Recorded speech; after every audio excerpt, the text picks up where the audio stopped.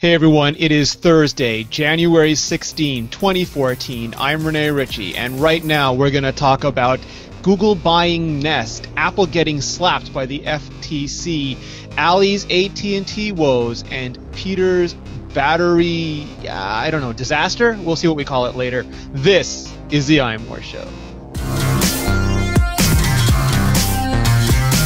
Joining me, as always, the managing editor of imore.com and general Twitter bon vivant, Mr. Peter Cohen. How are you, Peter? Good. How you doing, Rene? I'm doing really well, thank you. In part because we also have the amazing how-to and app editor from iMore, Ms. Ali Kazmuha. How are you, Ali? I am excellent. I'm glad you survived your quest for Harry Potter in Europe. I did. I did not find Harry Potter. Did you find Dobby the house elf at least? I can't talk about that.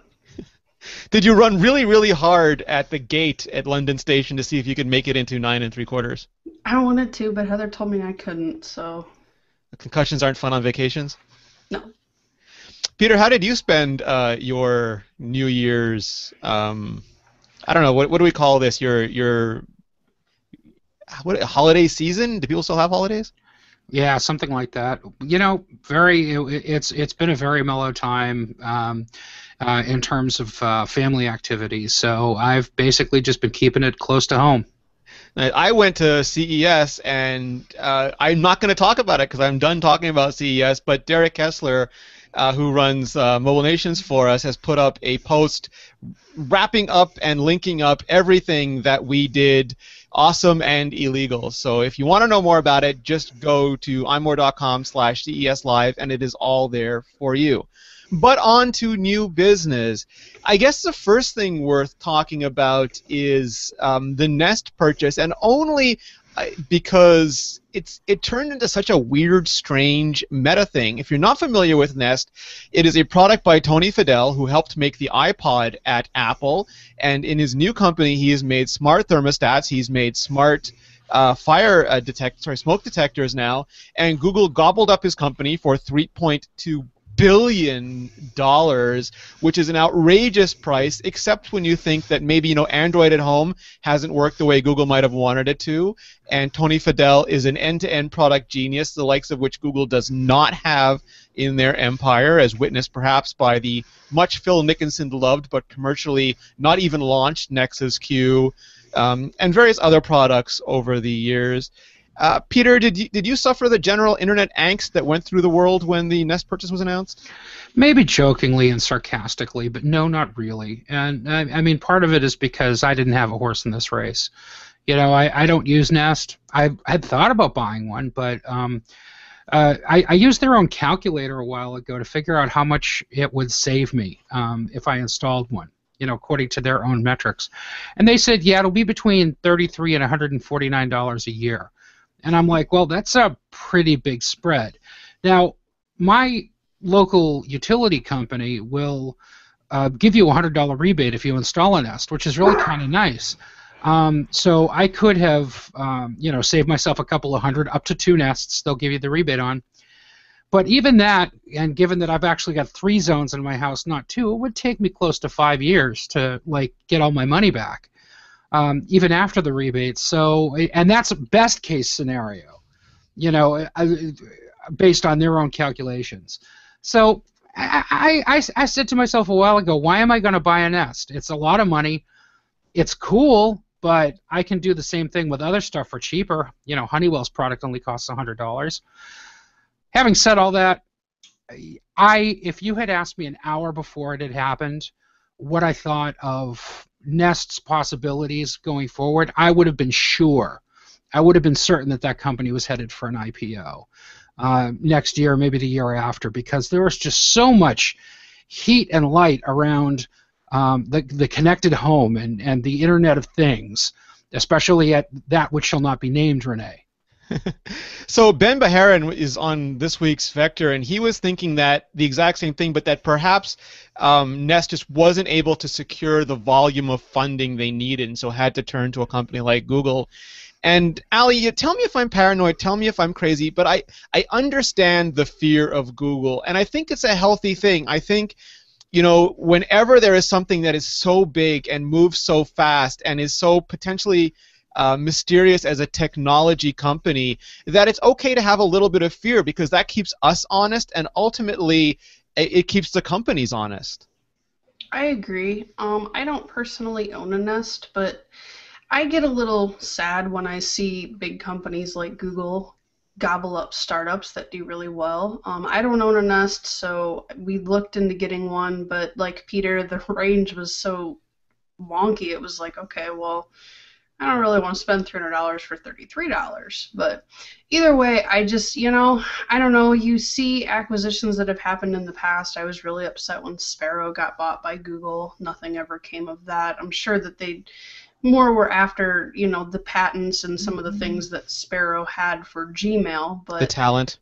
Yeah, stuff like that. But you never know what they're going to do with a company once they have them. So is it going to remain the same, or are they just going to absorb some of the intellectual property that Nest had and kind of let it go by the wayside? I don't think that's going to happen in this case, but I don't know.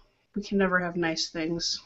In our chat room, Beck Jr. and Daniel Whalen were joking about the NSA being behind it, and I think because of all the news of the last year or so, we are more sensitive to our data.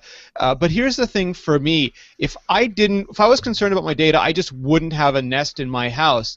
Whether Nest was a private company, maybe do I trust Nest more than I trust Google? Is Nest being small an advantage, or does it mean they just don't get the kind of oversight or criticism that Google gets? In the end, to me, it's a net neutral, and I just wouldn't invite it in if I didn't want that kind of data collection.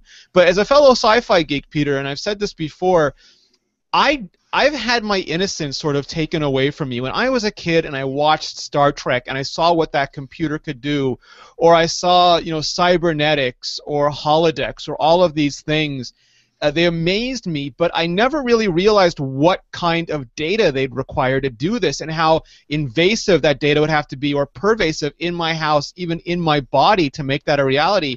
And now I'm sort of, is the price, I understand the price I'm going to have to pay to have the Star Trek computer one day. Yeah, I mean, I felt the same way you did growing up, Renee, but I think I probably developed cynicism about it much quicker than you did, because I am not surprised at all that things have turned out the way that they have. Either, about the NSA stuff or about the corporate control of personal data. It was a transaction that we were implicit in from the start. That we would trade away certain aspects of our personal data for free access to things that we find useful, like Facebook, for example. Gmail for another, exactly. So there are all these things that we've gotten very used to using, and look, being a science fiction geek, I read Heinlein when I was pretty young still, when I was like a teenager, 15, 16 years old. Started with Starship Troopers, moved on to other stuff. Don't forget what he said in The Moon is a Harsh Mistress. There ain't no such thing as a free lunch. Peter, I quoted Asimov the other day saying, "AC, let there be light." There you go. So I think that we get what we deserve. The bottom line is that we get what we deserve. We gave away the farm on our privacy a long time ago, and we're more and more seeing the chickens come home to roost now. Is that fair, Allie? I mean, first they came for my location, and I said nothing because I wanted maps. Then they came for my email, then they came for my information, and I said nothing because I wanted email. And then they came for me, and there was nothing left I could say. I think it's pretty fair. I don't know. It's kind of the same thing as freemium app models. We've told them that that's okay, so they're going to do it. Well, not only have we told them freemium app models are okay, but based on our own buying behavior, we have proven to them that despite our protestations to the contrary, sometimes strident and hysterical protestations to the contrary, that we will more than happily get snookered into in-app payment after in-app payment after in-app payment for things like Candy Crush Saga. Even though the economics of it don't make any sense to us because they're micropayments, we're stupid about it. But that boy/girl was so pretty, Peter. Exactly right. The next economic collapse is going to be caused by Candy Crush in-app purchases. Are you kidding? I think the entire destruction of Western civilization will ultimately be blamed on Candy Crush. Instead of Keanu looking up at the Matrix, it's Keanu looking up at the Candy Crush. That's true. So, and a lot of people were surprised that Apple didn't buy Nest. That was part of the narrative. That never even entered my mind, honestly, when I saw this story, because Apple is a very, very focused company. And, they did the iPod, then the iPhone, then the iPad, and the Apple TV. The iPhone and the Apple TV, then the iPad. And they're not moving into thermostats or smoke detectors anytime soon. If anything, they might use iOS in the car, or they'll just let manufacturers talk to iOS. They do currently with little or no involvement from Apple other than the SDK. And Tony Fadell does not seem like he fits in the Tim Cook Apple model. So, Peter, I don't believe Apple was even in the bidding for this, nor do I think we should have thought that they were. Absolutely not. It had never struck my mind that Apple was ever going to do anything more than maybe a casual alliance with Nest, as far as the app was concerned. But look, Tony Fadell left Apple. He left Apple a while ago, and he did it for a reason, because he wanted to do his own thing, because he wanted to find his own way. And Nest was because they smacked his Linux running iPhone with a click wheel dialer right back at him. Right, exactly. I mean, the iPod had run its course at Apple, and Apple was moving on to bigger and better things, but as well. So I mean, it was a mutually consented to separation, right? But my point is that when you get a company that's valuation, and the valuation of Nest last year was estimated at about $2 billion. Okay, so Google's acquisition of them for 3.2 notwithstanding, let's just say that Nest was a $2 billion company. That's a lot of money for Apple to spend. That would actually be by a factor of 5 more than Apple has ever spent acquiring a company. The biggest acquisition that Apple ever did was when they bought Next for $400 million. It's just not in their DNA to do a huge acquisition like that.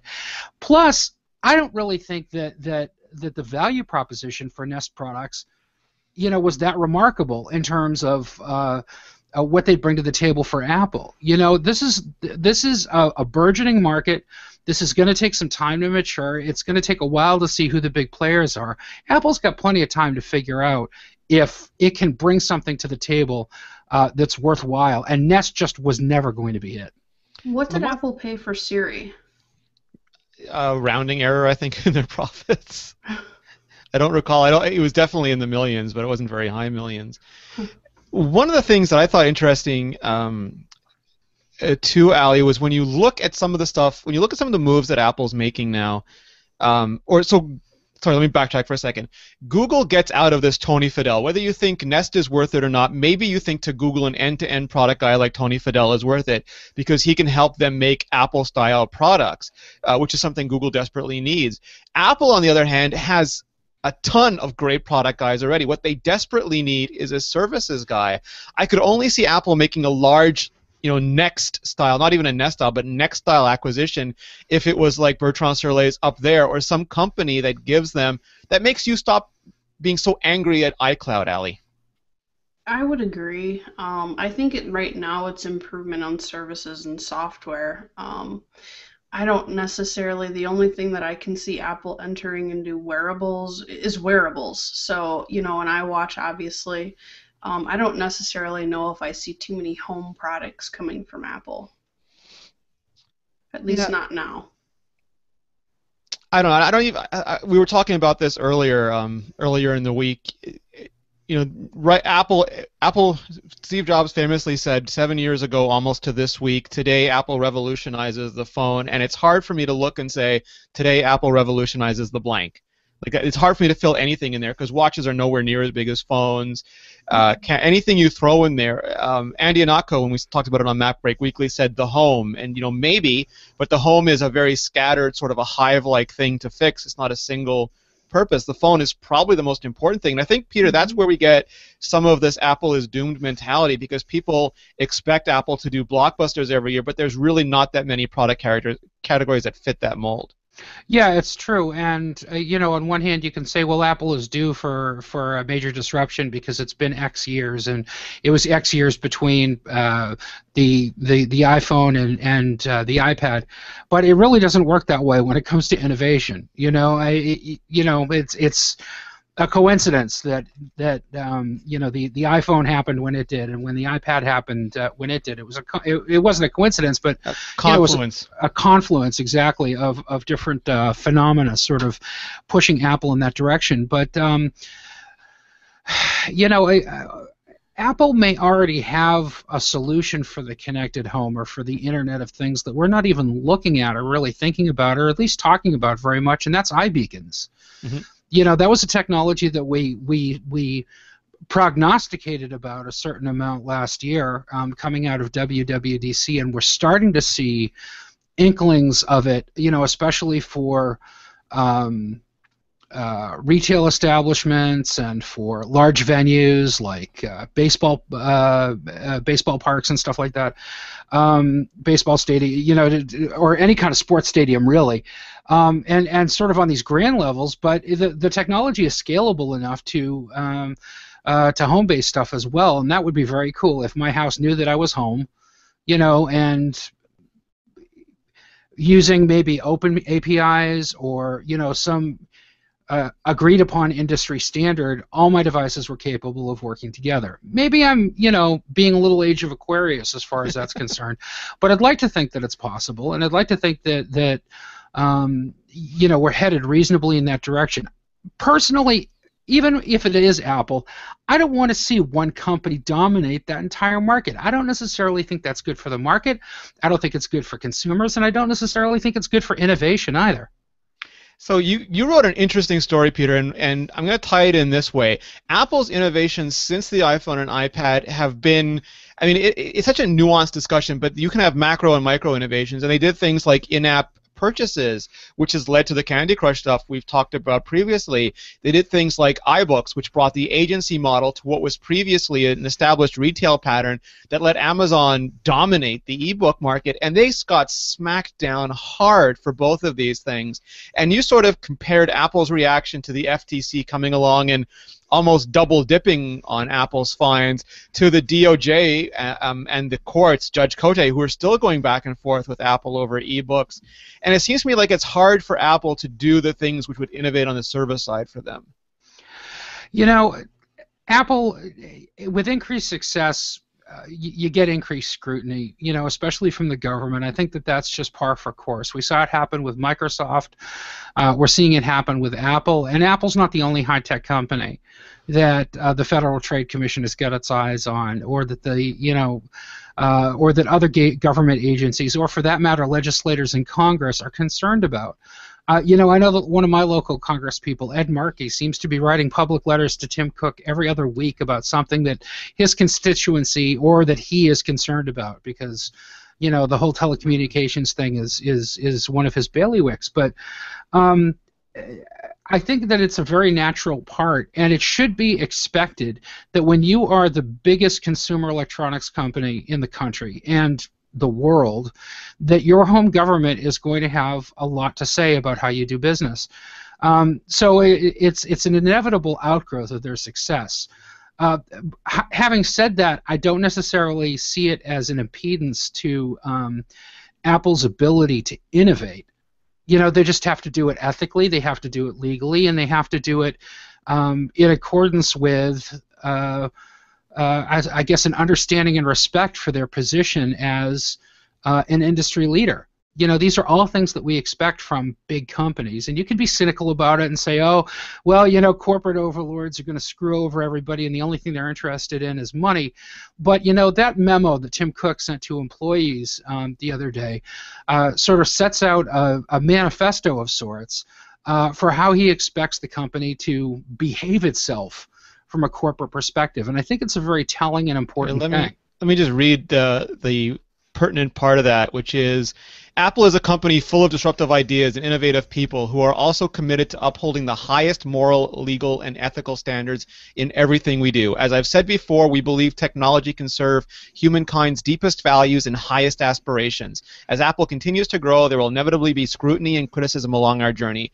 We don't shy away from these kinds of questions because we are confident in the integrity of our company and our coworkers. And correct me if I'm wrong, but this made me think that increasingly Tim Cook is not Steve Jobs. He's not the product visionary. He's the operations guy, but he's not just being the operations guy anymore. He's setting himself up as a personification of the core values of Apple. And as much as "it just works" was the previous motto in the Mac generation, it seems like "we believe" is becoming Tim Cook's mantra for the post-PC generation. Yeah, I don't know how much to read into this in terms of like Tim Cook doing his philosophical sort of presentation of what he thinks Apple is, but we've seen a lot of this over the course of just the past few weeks, right? It kind of the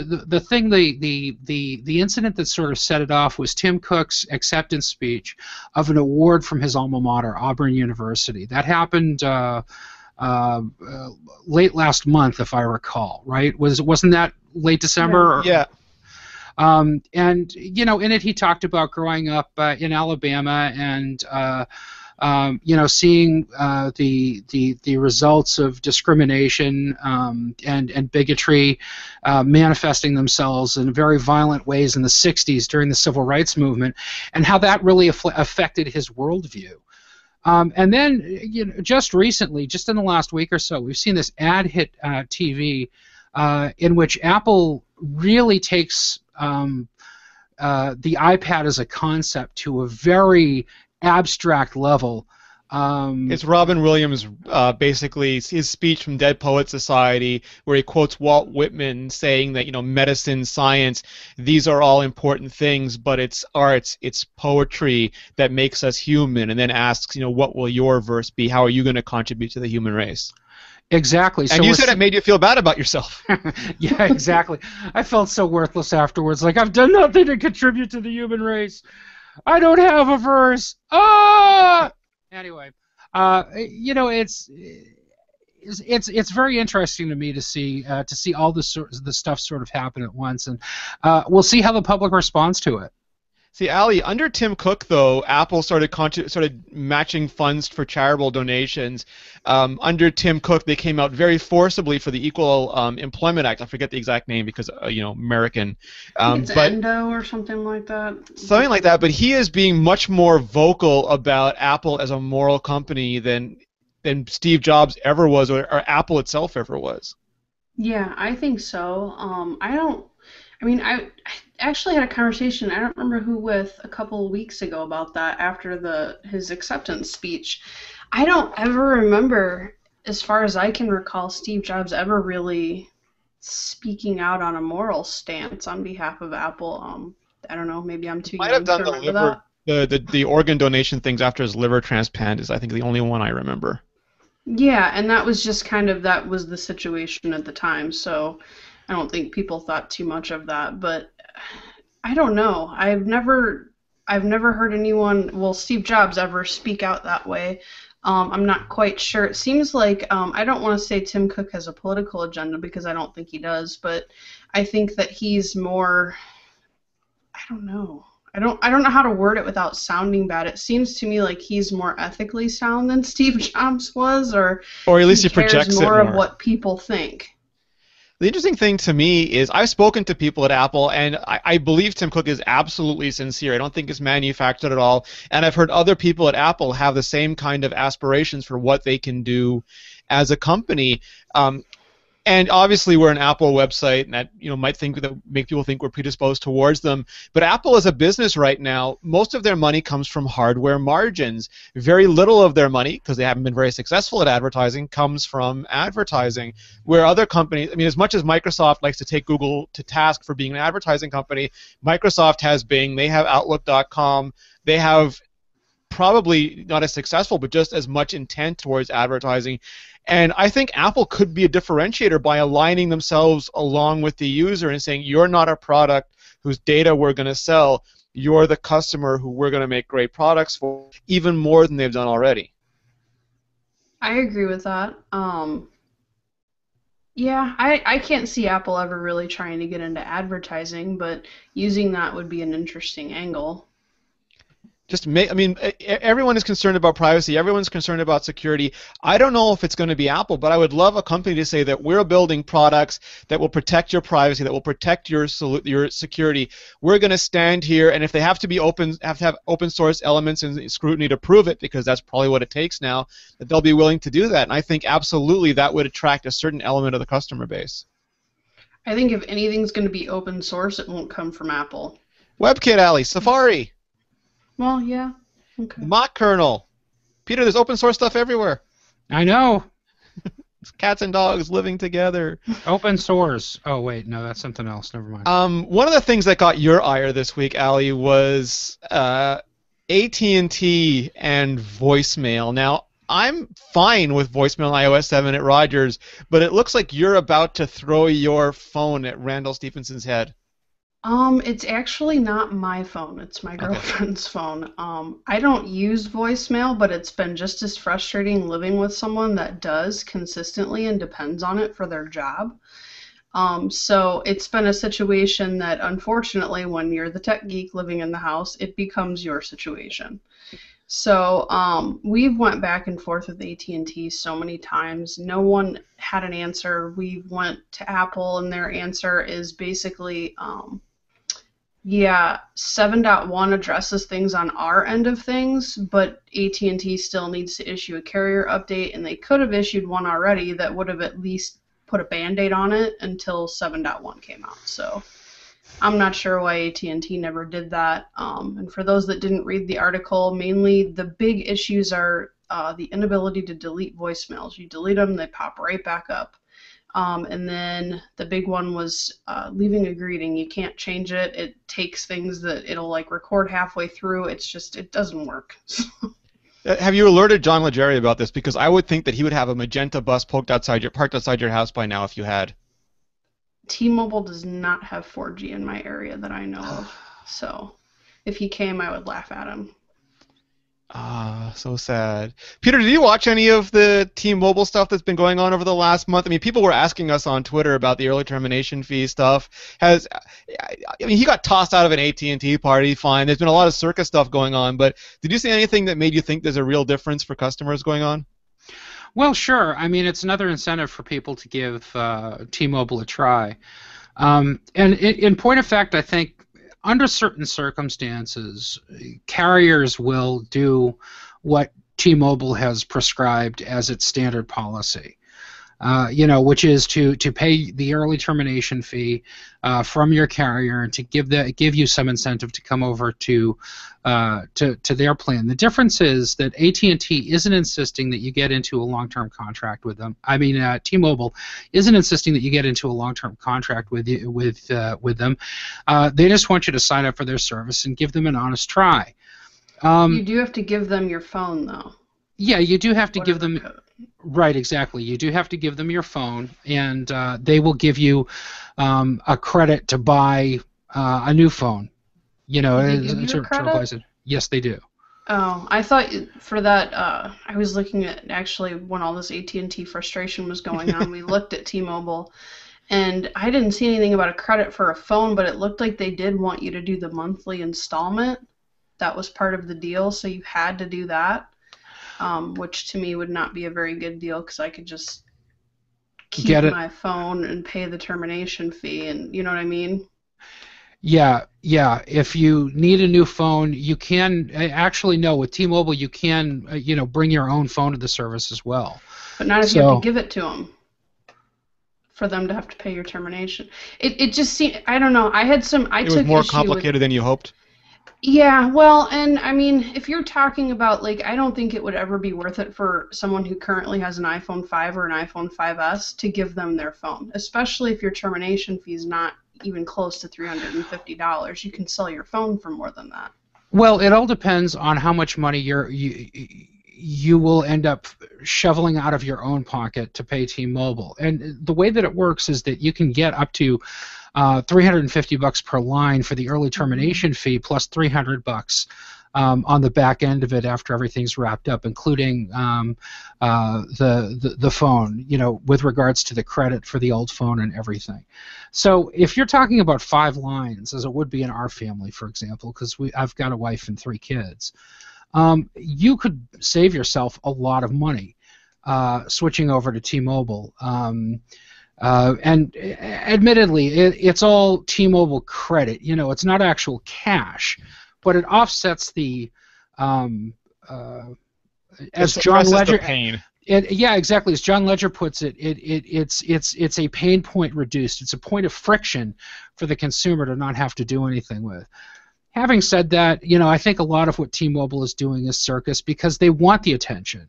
No attention is bad attention for T-Mobile right now. So they're doing anything that they can to kind of shine a light on what they have to offer. And if that means getting thrown out of an AT&T party, that's cool. If it just means John Ledger standing up in front of a crowd at the show that shall not be named and spouting off some F-bombs and some other dirty language, whatever it takes to keep T-Mobile in the headlines, they're going to do right now because they want to keep up the momentum that they've already established, and people are switching. It's just a question of reaching critical mass. So we have a question in the chat room, and it goes back to what we were talking about earlier, and it's from Neil Douglas. What do you guys think about the idea of Apple buying Yahoo? I tend to think that Apple would never buy a company that's too large just because Apple's most important thing to Apple is their corporate culture, and there's just no way to manage transition of corporate culture on a large level. I'd agree. That's pretty much it. Absolutely. Yeah, it'll never happen. Also, Marissa Mayer working at Apple would be magnificent. I'll just leave that out there. We had one more question here, and it was... Where was it? From Daniel Whaley. Does Core Data Sync work better now? Apple did a big mea culpa at WWDC behind the scenes and asked developers to give them another try. Unfortunately, a lot of developers had already moved on, and a lot of other developers who are giving them a second try haven't really put out too much stuff yet. So I would say that it's impossible to tell right now. Theoretically, it's working better, but I think it'll take a while to shake that out still. That's just the craziness that is Core Data. Transitioning to apps, Allie, going back to your vacation, you wrote a rather provocative story about how you went all the way to Harry Potter Land and discovered that despite all the travel apps you loaded up, all you ever needed was right there in front of you the whole time. I did. I used Foursquare the entire time. We were in London and Paris both, and I did not use another app. I mean, obviously there's a little difference. Like, I use TripIt for planning, but once we actually got to our location, that was it. It was Foursquare. And most of that reason was that Foursquare is obviously, it collects data live. It's locals and people continuously contributing. So when I would open up travel apps that I specifically downloaded for London or Paris or Photos or whoever, wrote the app, a lot of the times it was giving me what their opinion was on, what we should do. But a lot of those things always involve typical touristy things.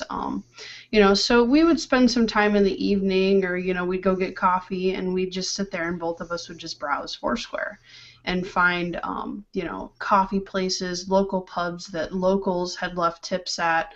So we found a lot of things. I had a friend that lived over there, and I actually met Richard in real life, and both of them were like, oh, so you already found, like, the little niche pubs that are already around the corners that locals know about.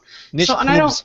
I don't think that those are things we would have found just, we would have ended up standing next to other tourists looking at monuments, and, I'm sure there's other good travel apps out there. I'm not, I'll commend them for their efforts, but for what we wanted to do in the vacation we wanted to have, Foursquare was by far the best app we could have used for that.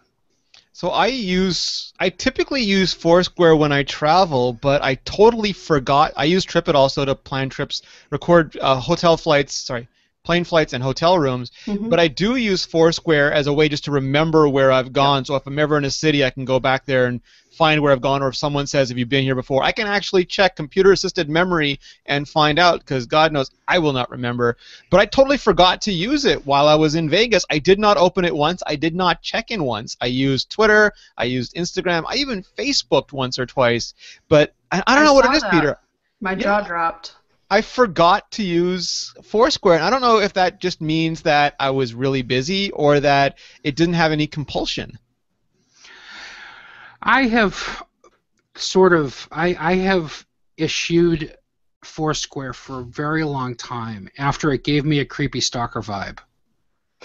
Well, I don't accept any people on Foursquare that I don't know in real life or work with. Yeah, and that was certainly trying to happen, although I didn't let it happen. But, so I think that initial experience with Foursquare kind of turned me off to it. And I just don't use it. I find other ways to get the information that I want to get. I don't go to Yelp for restaurant reviews either, because I've got a bone to pick with, audience... what's the buzzword? Audience-generated content. I just don't think UGC.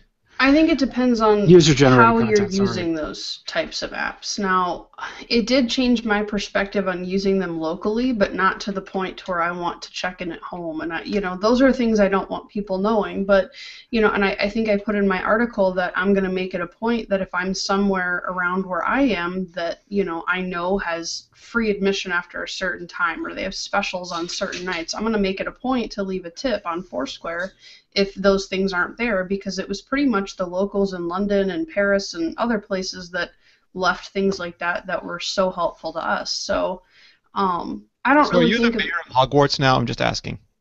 I couldn't find it. Oh, okay. I tried to check in. I just walked around with Foursquare in my hand the whole time and just waited for it to pop up. See, I'm terrible. I've never filled in anything local, and now I feel bad about myself, sort of like Peter did with the commercials. I never thought about it that way. So, and it also works the opposite way. The only time I've found Yelp to be a complete and utter complaint platform. That's all I've ever really gotten out of Yelp. Sure, some customers, I'm speaking from the point of I used to be a business owner. Now, I never had to ask for people to leave tips on Foursquare. I would have to beg people and give out gift certificates to get anyone to even open our Yelp page to even think about writing a review. I don't care if it's bad or good or what.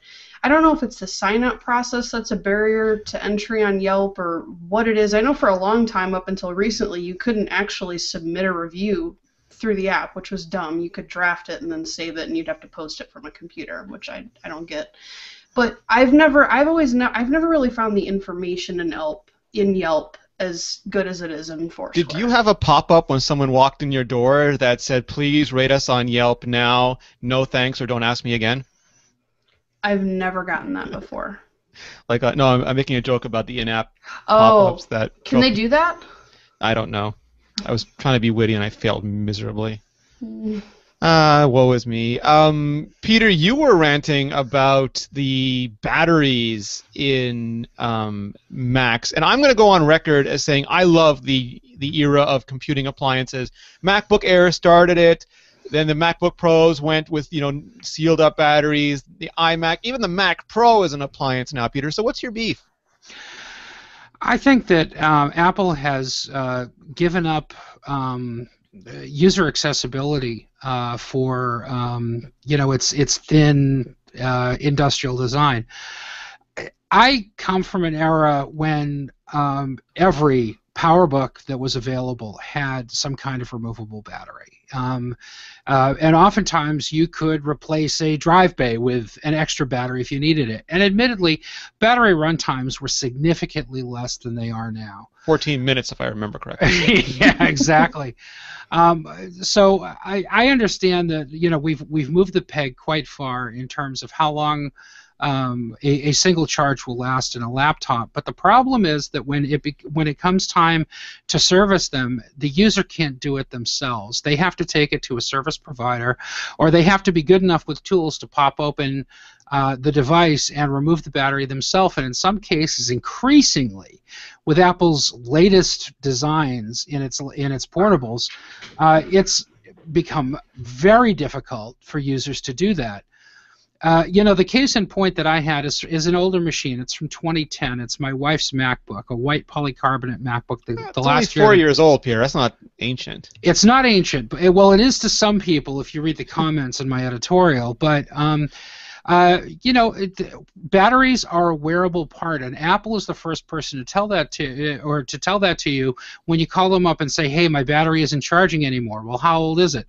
Well, it's out of warranty. Well, what do you expect? Even if it was in warranty, we're not going to guarantee you that it's going to work well after. Well, let me interject for a second, because I took my MacBook Pro, Retina MacBook Pro 2012. It was the first generation. The battery has been getting consistently worse. I'm getting these intermittent battery service needed warnings in the battery shamer now. I took it to the Genius Bar. They looked at it. They ran their utility. And if you're not familiar with it, there's this big happy area on top, which is a good battery. Then there's this red battery that says replace the battery, and then this yellow area that says spent. So one just means that, consumed. So one just means that your battery is aging normally over time, and one means something's going wrong. And my dot was right above the yellow area, which means that even if the Genius guy wanted to do me a favor, he could physically not put that into the system, which means that I have to now wait several months for it to get worse before Apple will replace it under warranty, or I have to shell out $450 to replace it because the new batteries come as part of the top of the Mac. They have to replace the entire top casing. And then the battery replacement through Apple is $450? Yeah, because they're replacing the top of the unibody. Wow. And that is my point right there. That's ridiculous that they have to replace the entire top of your computer to replace your battery. This used to be a user-accessible feature. Up until 2008, MacBooks, you could pop the battery right out. Later model MacBook Pros as well. You could pop the battery right out, buy a new battery at an Apple store or an Apple retailer, or get it mail order and have it in 2 days, ordering from Amazon or whatever. There are plenty of ways to replace your battery when they started to go bad, but batteries do go bad. And even if you personally have not had this experience, there is no question that it happens, and it happens with alarming frequency, where a lithium-ion polymer battery, like the ones that you find in MacBooks, will develop problems over its life with overcharging, and the circuitry inside of it that meters how the battery cells themselves charge will fail, and what ends up happening is a chemical reaction called outgassing, and the plastic-shrouded battery cells will expand. They expand as gas inside there begins to build up because of heat. It's a chemical reaction. It's something that happens with batteries, and this is exactly what happened in my wife's case. I saw the trackpad actually rise up, and you can see the photo of it in the article itself, and it popped out of place because of the outgassing from that battery cell underneath the trackpad. So I think the batteries, it's fine for batteries to be consumables. I understand they're wearable items, and I'm perfectly willing to pay for a replacement. I just don't accept that Apple needs to design something that needs to be that thoroughly disassembled and is liable for that much actual physical damage when something like the battery fails. And I think that that's a design failure on Apple's part that they need to own up to. I would agree. Or they're going to have to come up with a pricing scheme or something else that's going to compensate for that. Just for example, if your iPad battery or your iPod battery goes bad and it's within levels, or it's not within levels, or it's out of warranty, they'll just swap the whole unit out. But it's not like for an iPad, it's not $250. It's I think $79 or $99. Same thing with the iPod Touches. If your battery goes bad, it's I think $79 or $99. They just swap out the whole iPad, and then they send that old iPod back out to service to be refurbished. So I agree with you, Ali, but there's one thing that I would add to it, and that is that consumers end up stuck with a big inconvenience, and that big inconvenience is either having to make an appointment at an Apple store, or bringing their system in. And you know what? 9 times out of 10, they're not going to be able to walk out of the store. In the case of a MacBook Pro or a MacBook Air, almost certainly they're not going to be able to walk out of the store an hour later with a working machine. It's going to take days to fix, because the Apple's got to get the part ordered, they've got to get it shipped out. It may take as little as 48 hours, but there's still time involved in doing that repair. Every time I've ever had to drop my laptop off for repair at an Apple store, it's been a matter of 3, 4, 5 days before I get it back. And you know, not everybody can afford to have a backup computer, but when they need to use a computer, they need to use a computer. So You need maybe, a day and night computer, Peter, is what you need. exactly. Well, you know, for my part, I'm lucky. I've got a backup system. I'm using it right now to talk to you. You know, this is my podcasting workstation, which is different from the laptop that I use that's my daily driver. My wife, unfortunately, doesn't have that flexibility. She's only got her one MacBook. So, you know, for her to give it up to get this fixed is a big problem. And this is the big problem that I think most consumers face when their stuff starts to fail. So it's a problem that doesn't have a good solution right now because Apple is so doggedly focused on these designs where your Mac is just a black box. You can't touch anything inside of it. And I think it's really unfortunate, and I think that in that particular respect, Apple has lost the forest through the trees when it comes to really respecting their customers and understanding how we're using this equipment and how we depend on it.